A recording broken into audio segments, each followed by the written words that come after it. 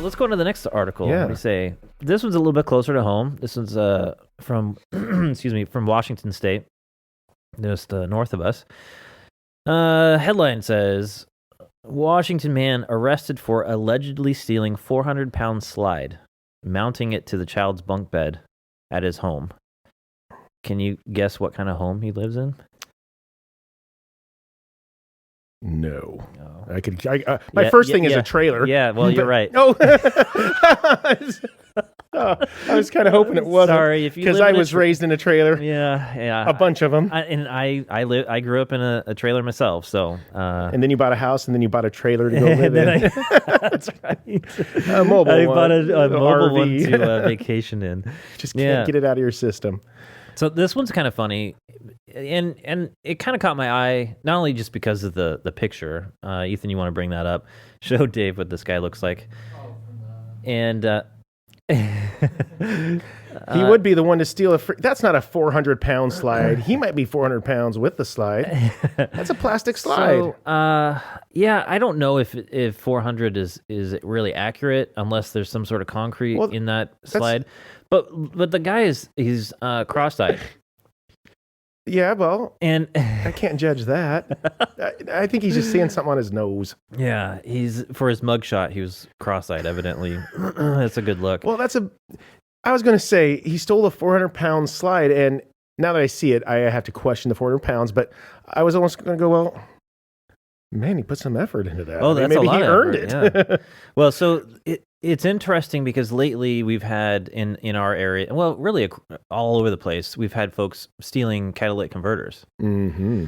Because there's some valuable metals in that, and in some cases they're easy to cut off and take. And so the investigator was investigating stolen catalytic converters, and it led them to this person's house. Oh.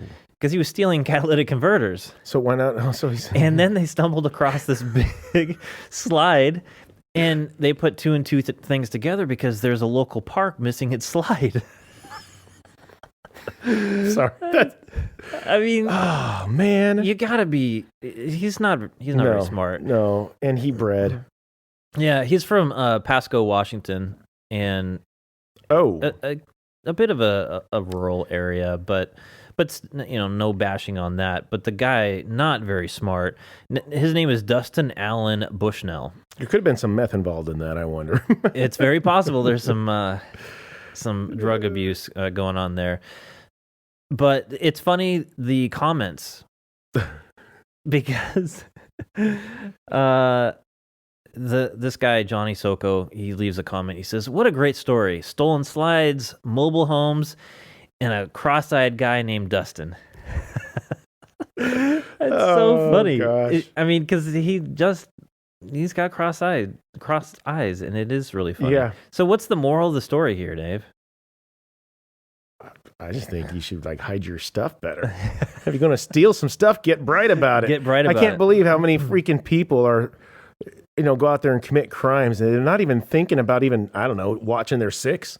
I think the moral of the story, Dave, is don't be a dumbass. Yeah. Yeah, don't steal shit. Don't steal. Yeah. Because you're going to get caught, and is it worth it? Well, and I doubt it. Apparently, he probably picks up anything that he thinks of.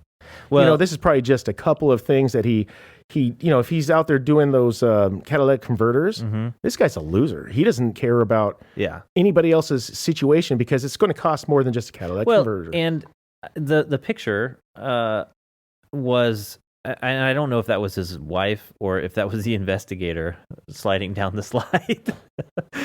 But what kind of lesson does this leave to your kid? I'm assuming it was the child's bunk bed and not his wife's bunk bed. But what lesson as a parent does this leave? Just like the last one that we talked about with the high school principal. Yeah.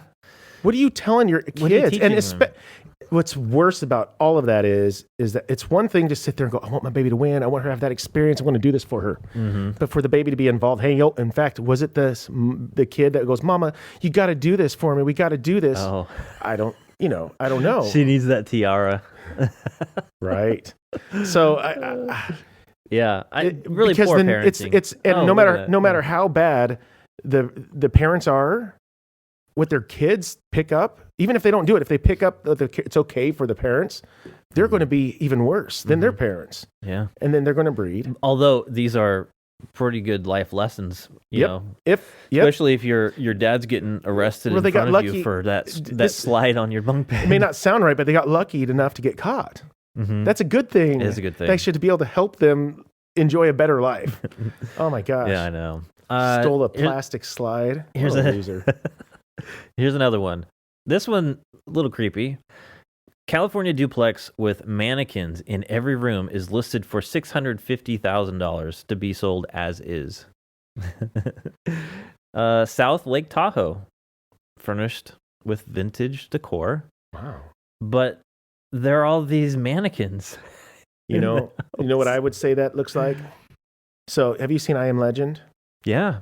So I think, let's say that it didn't go down how it went, and the gal didn't show up, and he's just living there for another 20 more years. You know, he's trying to make those mannequins so he can have real life, and he was trying to hit on this one. This is probably 6 years later when he's got all the Bettys at his house. Oh. Yeah, but that is a little weird to me. Isn't it creepy? It does, you know. And they're all dressed up. They're wearing dresses. They've got some jewelry. They've got these really fancy wigs. And you know what the worst part of that picture really is? What's the worst part? The carpet. The house isn't going to sell. But what would you call that? Is that turquoise? Is it green? I would say it's a cross between the two, which, man, it's got to pick one. It's pretty ugly, yeah. I got to tell you that one of the houses we were looking at, in fact, it was the exact same floor plan as our old house. And we went inside the house to walk through to buy it, and the owner was still home. Well, she was upstairs. Upstairs we had a bathroom, and she was upstairs in that bathroom and smoking a cigarette while you're visiting. Right, and through a wall-to-wall carpet, and it was fuchsia.